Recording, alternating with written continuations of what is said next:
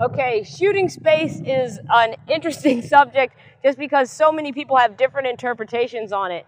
It's basically a cone of safety going out from the goal to the player shooting that you don't really want any of your players in. But there are ways of exiting shooting space and entering safely without getting called and without getting hurt.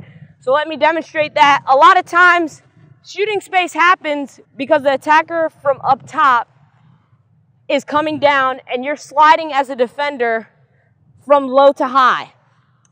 So come down a little bit, and as she comes, I see her coming out of my peripheral. Stop. I see her coming down out of my peripheral vision. I want to exit out of shooting space, outside of the cone. I know she's coming. I'm not running away from her. And then enter back in with my stick, closing in on her from an angle. I can't run into shooting space in front of the goal because that would be shooting space and dangerous. I can't enter like this because that's exactly what we don't want to do. I want to turn, exit out of shooting space, come back in with my stick, and then close in on the attacker. As she's coming down, like a good defender will know that she's coming down. As she comes down, I see her. I know my teammates are yelling, help, help, help.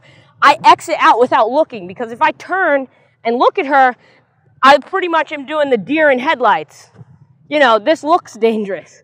So you don't want to turn and look at her. You acknowledge her presence and exit out of shooting space and just make sure that you get in with your stick first because this is legal. Stick first, and then you can close in on body. And you want to remember your main goal is to close in on body, not just to come here with your stick, because a good attacker can pull around all these sticks and still score a great goal.